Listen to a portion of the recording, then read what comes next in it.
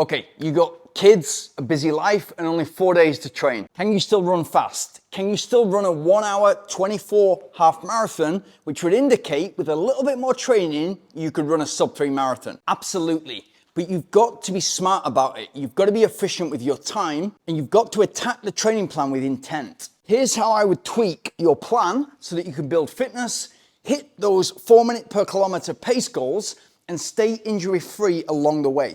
I'm Grantham, a coach and professional ultra runner who went from running a marathon in 4 hours and 25 minutes to running a marathon in 2 hours and 21 minutes. And if you want to make massive improvements in your marathon time, you want a serious breakthrough, and you want to start doing the right things consistently well and get them working for you, then book a call in the description and we can see if we're a coaching fit. So I got this question from Emil in the comments. Hi, so thankful for all your great videos and for sharing your experience. I appreciate that. I have a question about running 4 days a week instead of 6.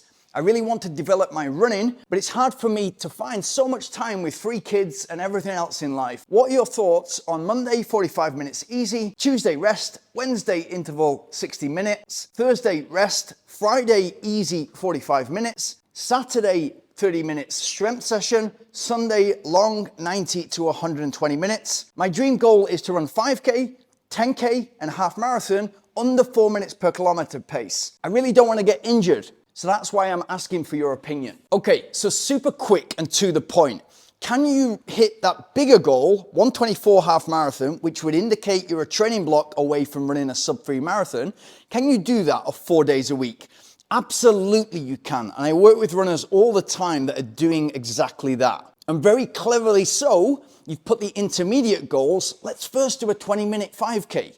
Let's then do a 10K in 40 minutes. That's not just going to build confidence, that's going to give you checkpoints along the way that what you're doing is working. So you're going to get regular feedback from the training that it's working, what to do more of, what to do less of, what to remove. Very, very important. A lot of people jump into running, all of a sudden sign up for a marathon. And then they get into this wheel of doing 1 or 2 marathons a year. They don't get much feedback. And so they never become good at training. They just become good at going very slow over the distance, 42 kilometers or 26 miles. Another good point about your plan is you've clearly got the structure right. So thanks a lot for what you said about the videos. The intervals are there midweek on the Wednesday. The weekend long run is there working for you on the Sunday. There's a big enough gap between both so that you can really hit each session, because that's where you're going to get the most super compensation, the most improvement. Another thing I like is you're already thinking about strength. And that 30-minute strength session, it's unbelievable how many runners I speak to who have been running 1 year, 3 years, 5 years, 10 years, never even considered strength, because the more time they get available, the more they put it into running. And a lot of the time, if they can just strengthen up the body, make a more powerful body, a longer stride length, whilst at the same time making their body more robust specifically for running, they're going to be able to improve so much more. Most importantly, another good point about your plan is you're not trying to do too much too soon. So every other day will keep you consistent. And also, if you're doing the right runs at the right effort level, will keep you out of trouble. I'm coming on to that now. So here's where I would make changes to improve your plan. So on the Monday and Friday, I'd keep that easy enough so that your primary goal is enhancing recovery, so that you're ready for those big sessions, along with building that aerobic base. For the Wednesday interval session, you've cleverly given yourself 60 minutes there, so including a warm-up and cool down.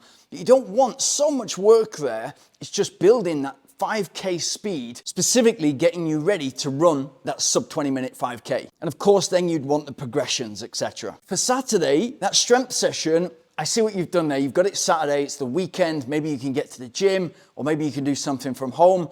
To optimize that week, to improve it so that you're getting the absolute most out of Sunday's long run, is you don't want to beat up the legs and then run a long run on the Sunday. So I would have that strength session the day after long run on the Monday. So all you need to do is move that strength session to the Monday, and then with the long run, 90 minutes to 2 hours at the moment, you don't need to be doing so much more than 90 minutes at the moment, but what I would do is make that as specific as possible to the task that you're trying to attack.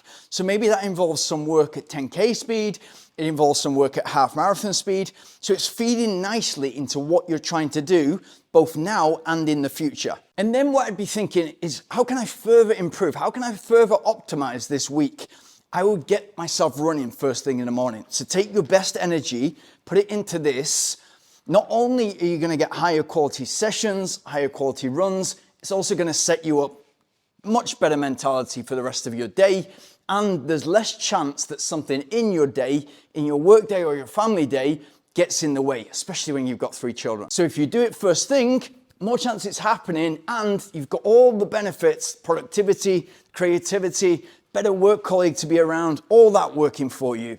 Again, you're in that positive feedback loop. What I would also do is be fueling that long run. And it might not be so important, or you might not think it's so important right now for the 5K, because in the 5K, you might not even have a sip of water on the way around.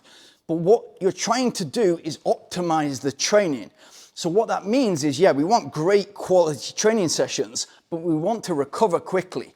If you're fueling your long run, and that long run is getting specific, so we're starting to run maybe at marathon pace, half marathon pace, maybe some work at 10K pace in there, before the muscles have had time to break down, and to the extent that they will break down in that specific long run, we're already feeding them. They're already having carbohydrate, so you're topping up those glycogen stocks before they deplete. A lot of runners wait until race day, before the day, expo, gels, and then we're good to go. If you've got that working for you in the training, you're just going to have much better quality sessions across the week, faster, fuller recovery, so you're ready to go hard much more frequently. And if you think about what then actually happens psychologically, you're hitting the Wednesdays, you're hitting the Sundays, you know that you're recovering fast, so you're putting a lot more into those sessions because you know you're able to bounce back. And then what I'd be thinking is, okay, how can I improve every single time I go out and run? And that might be your recovery run. You might be going out there at the moment, and it might be, okay, I kind of I do a warm up when I've got time, I don't do it. Just walk for 5 minutes. Just let the body feel, has that long run soaked in? Am I actually good to go today? It's amazing how many people do a big session, the adrenaline is flying, that nervousness, anxiety about the session is masking any small problems, and it's usually the days after that then you feel, okay, there's a small twinge in my calf, hamstring.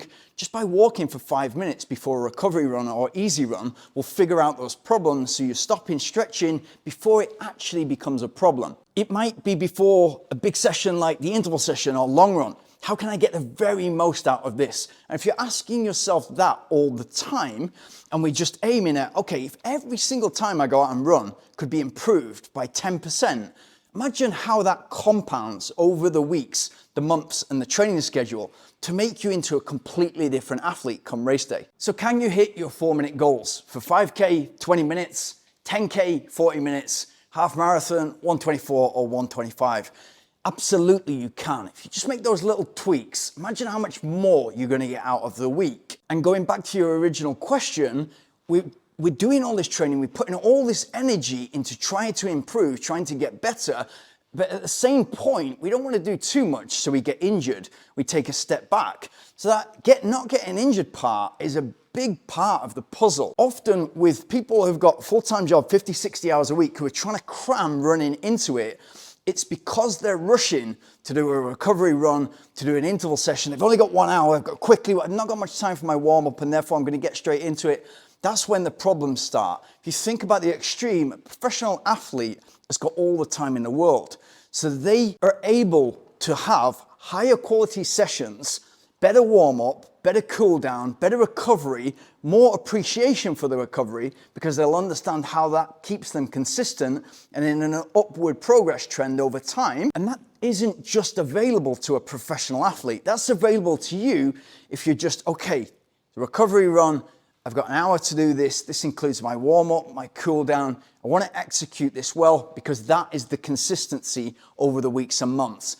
And then I'm able to hit the big sessions, the interval session, and the long run well to put myself on the start line, whether that's 5K, 10K, or half marathon, confident to be able to run the pace that you want to from start to finish because you've built that confidence in the training. Now, it depends on your starting point. You've not told me what your current times are. So this might take you, okay, one training block of 3 months to be able to run that sub 20-minute 5K. And then if you're new to running, you're only one block away from running 10K in double the time in 40 minutes. And then again, if you're new to running, you're only one block away. So you could be 9 months, 6 to 9 months away from running 4 minutes per kilometer for the entire distance of a half marathon. If you're calculated with your effort and you're executing the sessions right, you're always in that mindset of continuous improvement. How can I do things better?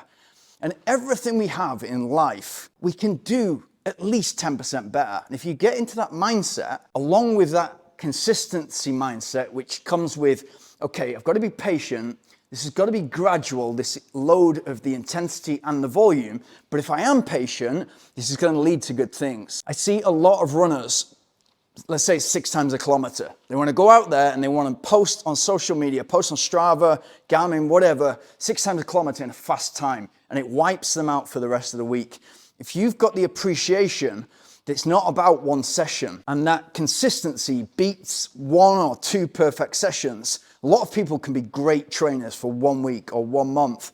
It really is about the training schedule, the months and the years. You're doing great. You're intentional, you're consistent, and you're committed. And more important than all that, you're setting a great example for your kids. And imagine when they grow up and they don't need as much time and you can put more time into this. If you're already at a point where you're able to run that half marathon in 1:24, 1:25, makes it so much easier to do a marathon block and really go for it. And then I'd suggest that you're able at that point to run way quicker than 3 hours. Good luck, and I'll put a couple of success stories and specific long runs on the screen so that you can get started.